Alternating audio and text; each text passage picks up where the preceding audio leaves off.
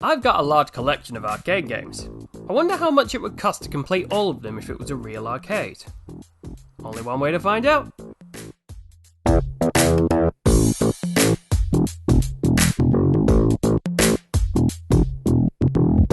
Happy New Year, Flat Caps, and welcome back to the Midway Memory Lane Tour. I'd like to make a quick disclaimer before we get into today's game. The games I'm covering on this mini-series are not all of the games on the collection. The ones I'm covering are ones that have an ending. The rest of the games are endless, and one of the rules of arcade is that the game needs to have an ending. If, however, you do want me to incorporate endless games into the arcade, let me know and I will make it so.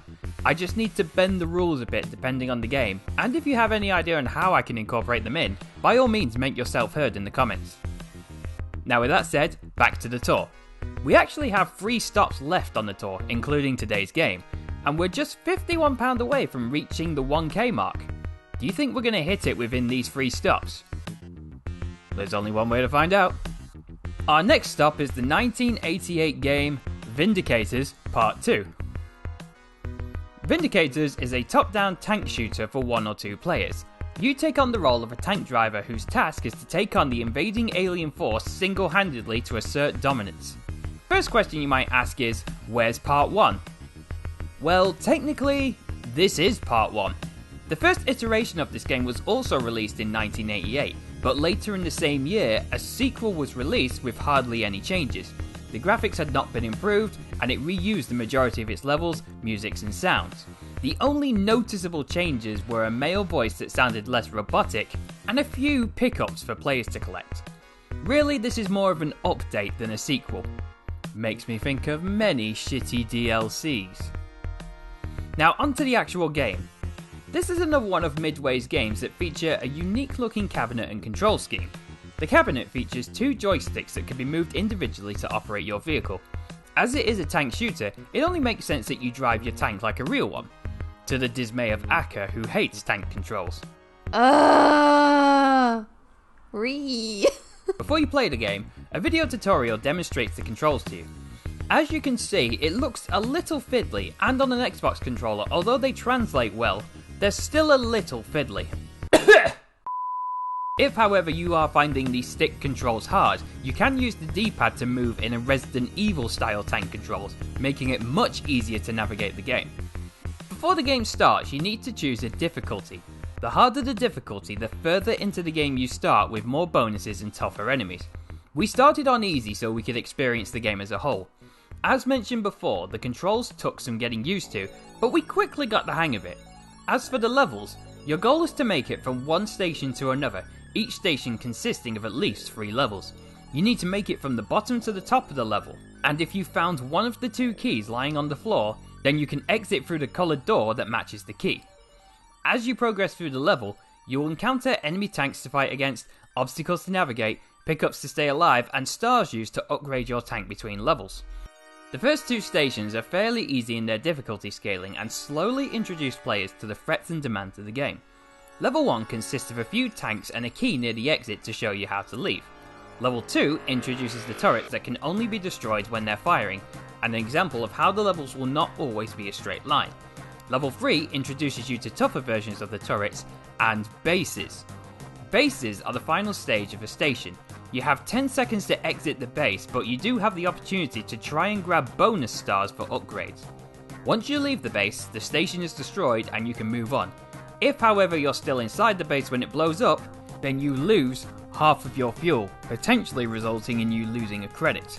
The rest of the stations follow this formula with, of course, increasing difficulty, slowly growing complexity in their layout, and for a short limited time, introducing a new threat every level. In order to fight back against it getting harder, you're going to need to upgrade yourself to get even harder. During the levels, you'll find stars that act as a currency.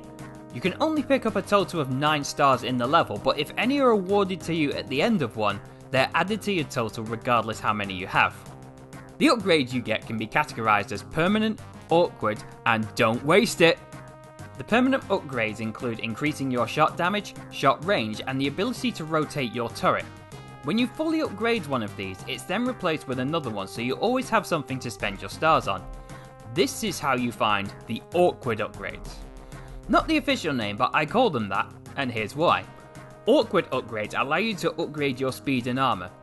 But get this, you have to fully upgrade your speed first in order to upgrade your armor. Then if you upgrade your armor, it reduces your speed. Oh no, flawless logic. Spend a lot of money on something you might not want to get something you want instead, only to waste what you bought in the first place. The rest of the upgrades are repurchasables that add to a temporary shield, smart bombs, and if you've upgraded yourself enough, you gain access to level warps after certain stations. If you're lucky, you can find pickups to temporarily power you up during the levels. The drop rate is low, but when you do find them, it's something, I guess. Double score? Well, that's obvious what it does. Speed up? Take a guess. Invisibility makes all of you but your turret invisible. Triple shot is a spread shot. 2 free shields add 2 to your shield counter. 2 free smart shots give you homing bullets to attack enemies. And bomb cannon gives a boom shot. While they sound helpful, only speed up and triple shot make any real difference. A fully upgraded cannon can take down most foes easy, bar this bastard, who we'll get to in a minute, so the super weapons feel more for show than anything else. Even with a fully upgraded tank, the difficulty of the game is not to be taken lightly.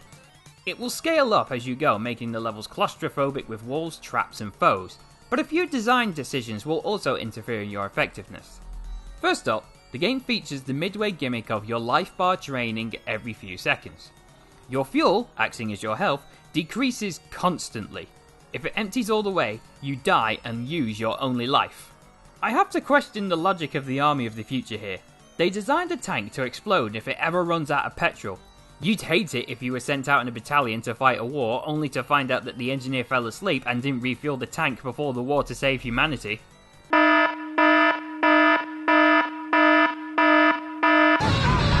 To refuel, you need to collect these fuel bars that the enemy have carelessly, or helpfully depending on your point of view, left lying around. Just to make it harder for you to grab these lifesavers, when you're low on fuel, your tank slows to a crawl, making it take longer to reach and makes you an easier target to shoot. The enemies themselves as a threat aren't that bad for the most part. The easiest are the tanks. They make a habit of getting close to you so that they can try and shoot you, even getting as close so that they can sniff your ass. However, they also suffer from being unable to shoot at any angle just like you, so by the time they get to the best angle to fire, you've already reached your angle with your better agility and killed them faster with your better firepower. The turrets come in 3 forms. The first has its health written on top of it and can only be harmed when they're firing. The second type can only be damaged when the gun slot is facing you. Sometimes these two become a hybrid. And the third are sniper towers that can't be hurt at all, but also have a piss-weak range. The most annoying enemy is the previously mentioned UFO-looking arseholes. They float above you, so they can't be shot with your regular gun. They can only be killed using smart bombs because your tank can't look up. I'm pretty sure that is something a tank is able to do, if only a little. The final enemy type you will encounter on Station 3. Your first boss, known as a sentry. This is the first sentinel you will face, and, not exaggerating, you could beat it blindfolded. Behold the terrifying battle in full.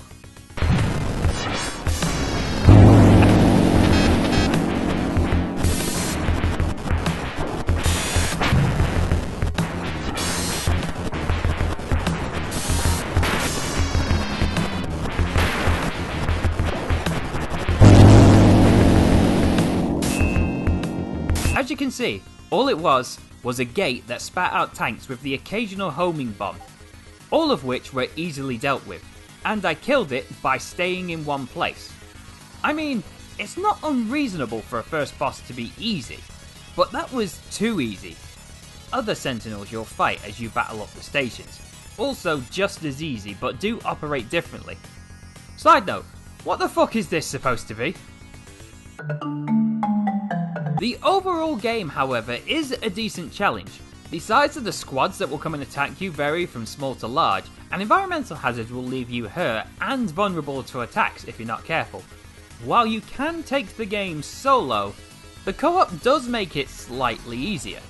Despite the cramped environments and the big sprites for your tanks, There's enough room for both players on the screen, and the enemies are easier to take down. As an anti-trolling measure, shooting your partner hurts you instead of them. Just like anything, however, it isn't perfect. Some of the mechanics can interfere with the experience and add some annoyance. One of these problems is the respawn system. When one player dies, the gameplay respawns you on the other player. Not next to, on. You only regain control when the other player has moved from the spot the game is trying to spawn you on. So if one player is sat still, you need to wait until they move their fat ass before you can fight again. Another issue is that when your health gets low, the game starts an audible countdown. It's alright when it's just a single player, but with two players, it's not uncommon for the audio count to throw you off a bit. 9, 8, 7, 6, 9, 5, 8, 4, 7. I do realise these are nitpicks, and they don't ruin or break the game in any way, but they are things to be aware of going in. At this point, you may have noticed a difference in presentation of the video. Normally, I'd be going through the game level by level and going to the details of each level and how things are changing. In all honesty, there's not much to say. There are no cutscenes or story arcs to look at, and the levels get more complicated with new traps and enemies, only for a few stations before you've seen everything the environment has to offer, with the only differences being the layouts and the colour scheme changes. So I've pretty much told you everything there is about the game, except for the music and the graphics. Nearly forgot about those. The music is an oddity. It has some catchy tunes to it that complement the theme of the game well.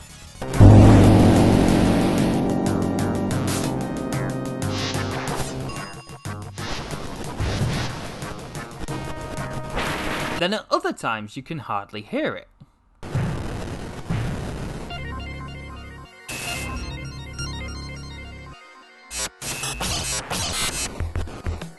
As for the graphics, they're pretty decent.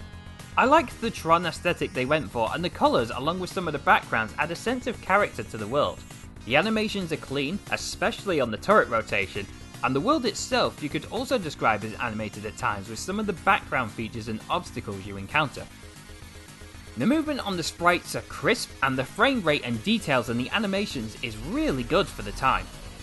One final thing I am going to mention is the final boss. Entering the last base, instead of escaping, you come face to face with an actual boss that isn't just a tough structure. Metroid's less successful forgotten cousin.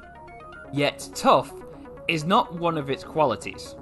If you have enough shields, you could literally tank the damage as it fires its green lasers from its eyes.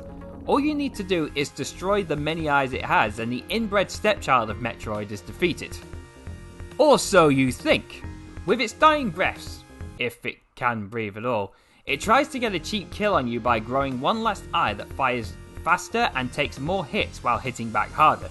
Defeating this eye puts the grotesque calamari down for good, and the ending plays. One congratulatory message later, your scores are tallied, you enter your initials, and enter the Hall of Fame. And that's it.